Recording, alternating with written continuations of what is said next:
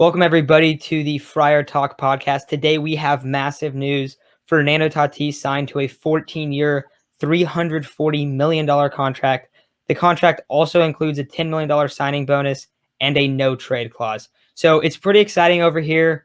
We went from a few years ago having Will Venable and Chris Denorfia in the lineup, and now the lineup consists of Manny Machado and Fernando Tatis for years to come. I am pumped. Chase, what about you, man? How are you feeling? Dude, I'm super excited, man. We haven't really had this stardom probably since Tony Gwynn, or you can even say, the Jake Peavy era, like the 2007, 2008 Padres. And, this contract is kind of what Padres fans needed because we kind of thought this was what Hosmer was going to be, but we know Hosmer kind of just sucks. And now we have Tatis, which is probably the most electric player in baseball. Man, to watch him for another 14 years, that in his prime, man, it's going to be something awesome. And Isaac, how are you feeling? I'm pumped, dude. I was telling Chase before we started recording, I was like, dude, we're going to be 34 when Fernando's contract is up. That's so crazy to think of. We get to watch the most exciting player in baseball for years and years to come. And I have like a little brother who's a Padres fan, and he's going to be able to grow up watching maybe even the best player in baseball when the time comes. But Chase brought up how the Padres haven't had a superstar really like this since Tony Gwynn. Well, San Diego hasn't really had a superstar like this in a really long time.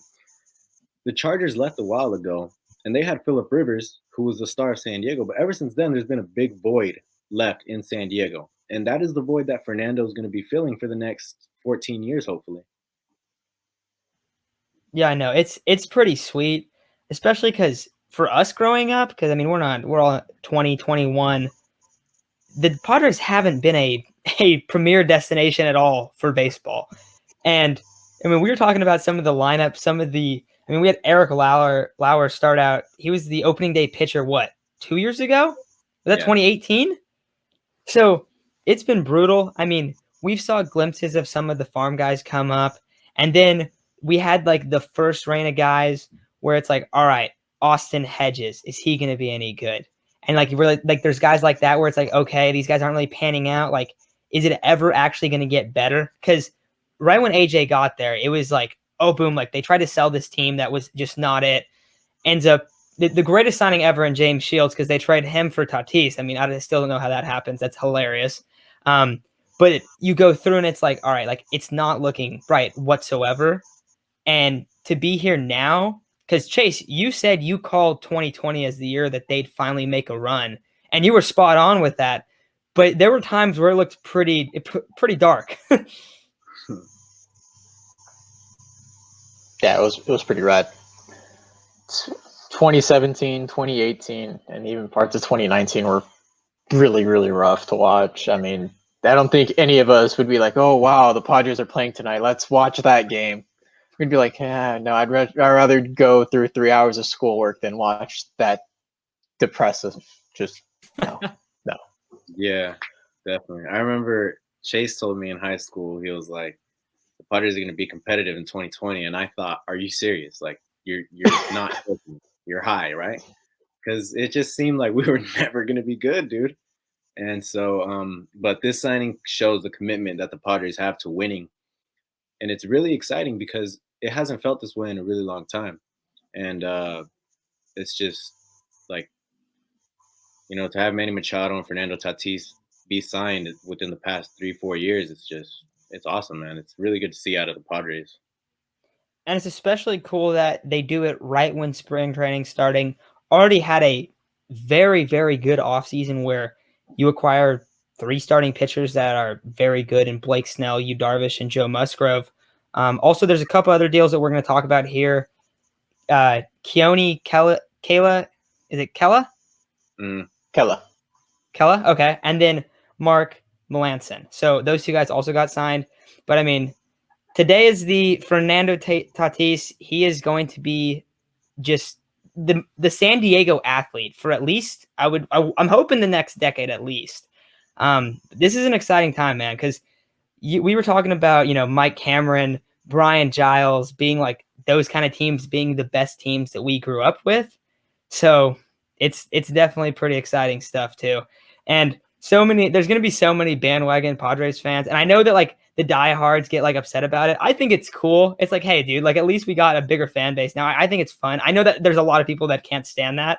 But I do think it's cool. I mean, San Diego never really been that destination for sports in general.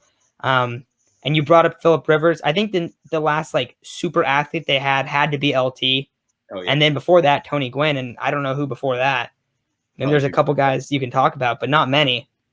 So this is some exciting stuff. But do you guys want to get into Keone first? I kind of want to just say one thing first before that. You guys remember how earlier in the offseason we were saying how there were 3 big things that we needed to do.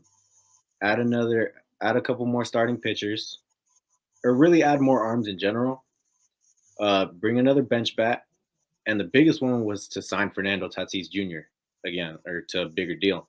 And they did it. That was by far to me the most important move that they could have made. And so I'm happy they did it. 14 years is a really long time, so it's fun. It was at 2034 when his deal ends, right? Mm-hmm. That's insane. But Chase, do you want to get into Keone then? Unless you have anything else to say about Fernando before. I think we covered it. So Keone, man, I don't know if many of you guys remember it, but he was a pretty good reliever, sat in the low 3s, maybe high 2s ERA. When he was on the Rangers, he was a high profile guy, high fastball, high velocity fastball, pretty strong curve. I liked the guy when he went to the Rangers, and then he kind of just disappeared last year. He played on the Pirates, only threw 2 innings and had a forearm strain. But man, we got a pretty good deal on this guy. I like him. He'll probably be our setup man, probably either 2, or if not, he could be our closer. We have 3 closer caliber pitchers, and it could be anyone on any given night, which, that's perfect for the Padres.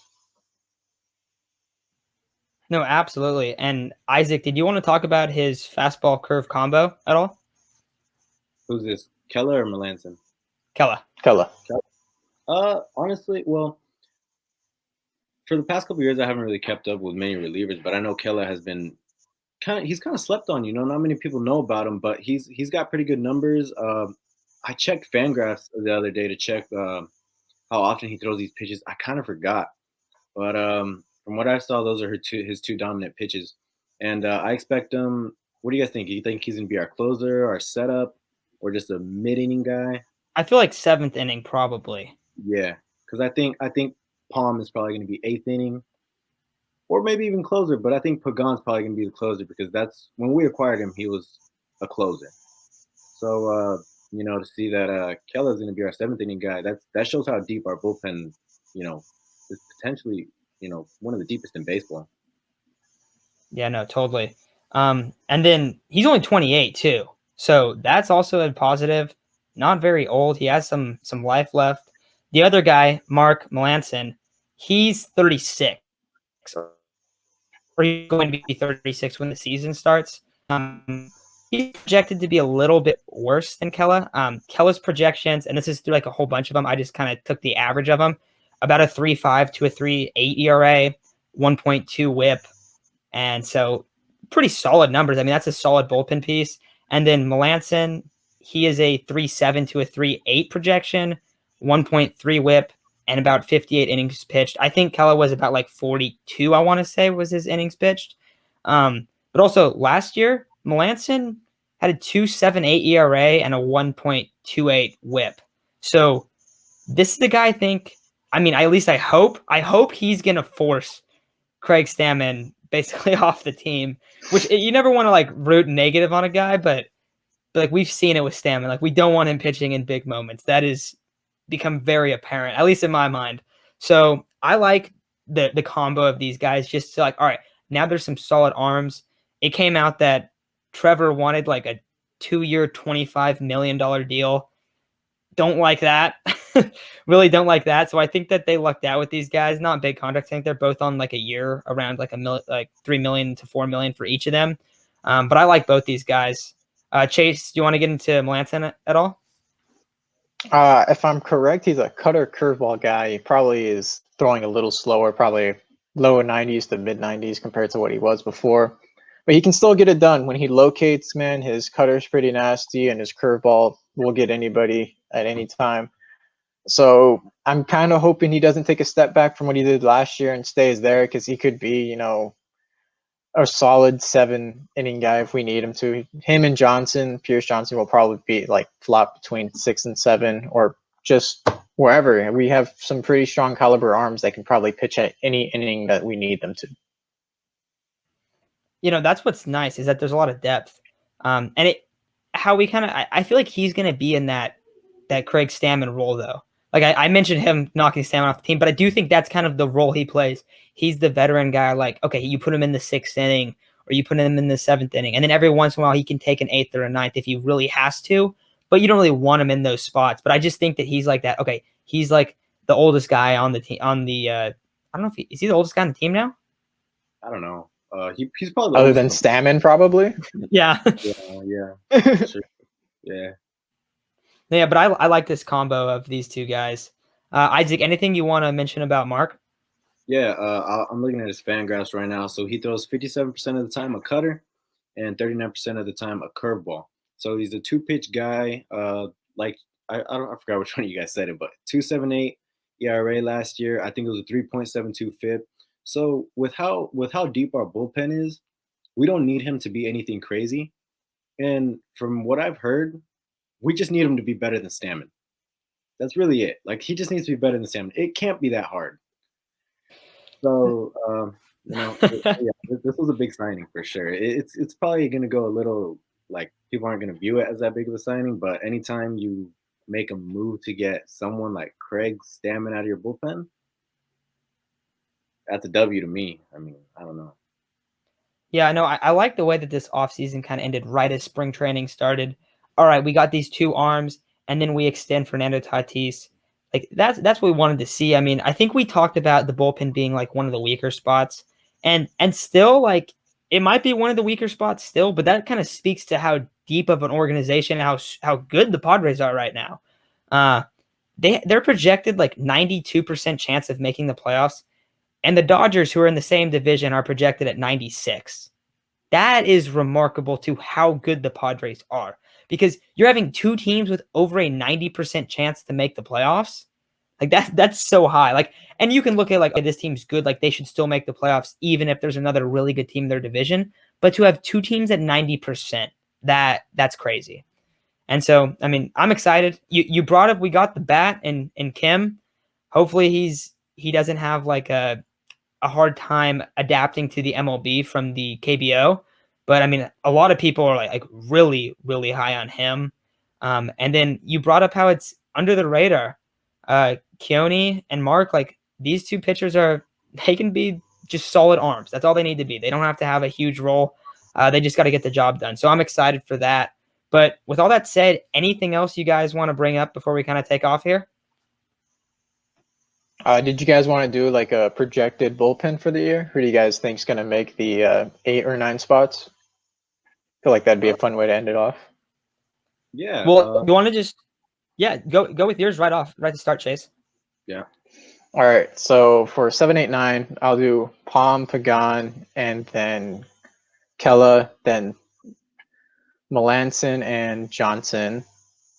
Then I think Jose Castillo will make the 6th spot. Strom is probably a lock, so that's 7. And then Austin Adams. I think we get rid of Stammen or cut Stammen or DFA him. And if we do an 8th, I think Mortahone, or do a 9th Mortahone. Yeah, definitely. I kind of want to throw Weathers in there. I just don't know for who, because I definitely feel like Weathers will be in there, because when he came in against the Dodgers, he kind of showed how good of an arm he can be. So I feel like if it's a 6-man rotation, maybe he'll be the 6th, but if it's not, he definitely has potential to be in the bullpen. But I pretty much got the same thing as Chase. Also, you brought up that Stammen might be out. I think you did. And I think Guerra will probably be out too. He wasn't really good enough. He had some flashes, but he throws hard, but he probably won't be in the bullpen because we have a pretty talented bullpen. Yeah, the only guy that I think I'd change is having Adams behind both Weathers and Morahone. And I don't think Gore's going to be up to start. I think that he could eventually take a guy's spot if there's injury or something, but I don't think that he's going to start out, especially because we've been hearing that it's like, all right, he's not quite ready to like take on that massive role to like be an MLB pitcher. And maybe they kind of wait for a spot where he can be a six guy in the 6-man rotation, because there was a little bit of rumors of the Padres wanting to do that. Maybe not now, but eventually also, like, so we could see that in the future. But I don't think Gore's there yet. I think Morahone is a lock. I think he's a lock to make it. And I think that they'd even like keep an extra arm to just have Morahone out there. So I think that he's a lock. You brought up Hobby's probably gone. Stammen's probably gone. Altavia's definitely gone. I mean, Pierce, yeah, I think you got to think that Pierce Johnson and Matt Strahm pitched well enough last year to stay in the bullpen. But that's exciting because it's like, all right, you got Pomeranz, you got Pagan, and then you have Melisand. Oh my gosh, Melanson.